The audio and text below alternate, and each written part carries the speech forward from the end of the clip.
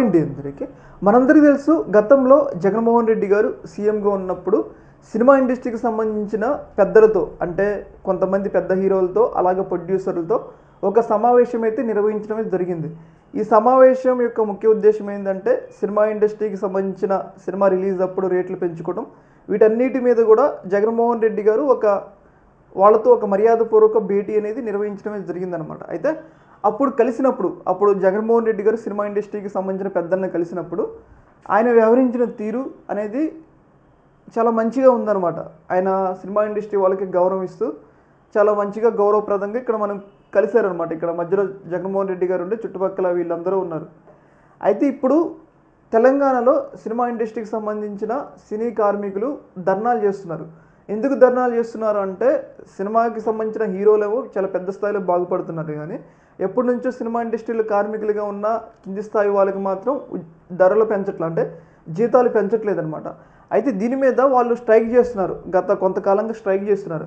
అయితే ఈ యొక్క ఇష్యూ మీద వాళ్ళు సీఎం రేవంత్ రెడ్డితో మాట్లాడటం కోసం సినిమా ఇండస్ట్రీకి సంబంధించిన కొంతమంది పెద్దలు ఇవాళ సీఎం రేవంత్ రెడ్డిని కలిశారనమాట. కలిసి ఈ యొక్క ఇష్యూ మీద మాట్లాడటం జరిగింది. అయితే ఇక్కడ సీఎం రేవంత్ రెడ్డి వ్యవహరించిన తీరు అనేది చాలా చర్చనీయాంశమైందనమాట. ఆ అంశం ఏంటంటే ఇక్కడ మీరు చూసుకున్నట్లయితే సీఎం రేవంత్ రెడ్డి ఇక్కడ మధ్యలో కూర్చొని కాలు మీద కాలేసుకొని ఒక రాజులాగా ఉన్నాడు అనమాట. ఇక్కడ వీళ్ళు సినిమా వాళ్ళు అని చెప్పేసి మినిమం గౌరవం వేయకుండా ఈయన వ్యవహరించిన తీరు అనేది పెద్ద స్థాయిలో చర్చనీయాంశం అవుతుంది. అలాగే గతంలో జగన్మోహన్ రెడ్డి గారు వ్యవహరించారు. ఇక అటు ఇటు ఇక్కడ మీరు చూసుకుంటే ఇక్కడ చిరంజీవి, నాగార్జున వీళ్ళందరూ ఉన్నారు, కానీ ఇక్కడ జగన్మోహన్ రెడ్డి గారు కాలు మీద కాలేసుకొని కూర్చోవాలి.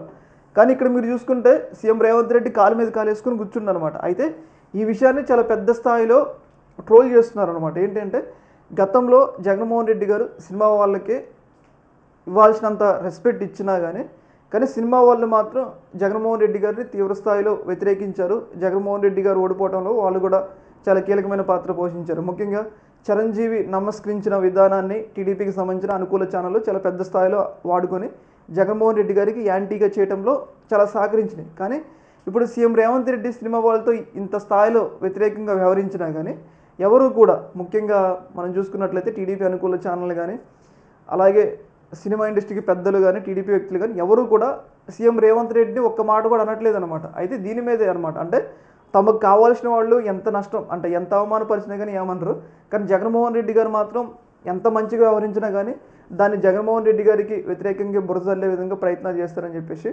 వైసీపీకి అనుకూలకు సంబంధించిన కార్యకర్తలు అయితే చాలా పెద్ద స్థాయిలో ఈ విషయాన్ని అయితే ప్రజల్లోకి తీసుకెళ్లే ప్రయత్నం అయితే చేస్తున్నారు అనమాట. అంటే ఇక్కడ మనం చూసుకున్నట్లయితే జగన్మోహన్ రెడ్డి గారు వ్యవహరించిన తీరు మంచిగానే ఉంది, కాబట్టి ఇక్కడ రేవంత్ రెడ్డి గారు ఇక్కడ కాలు మీద కాలు వేసుకోవడం అనేది నచ్చలేదన్నమాట.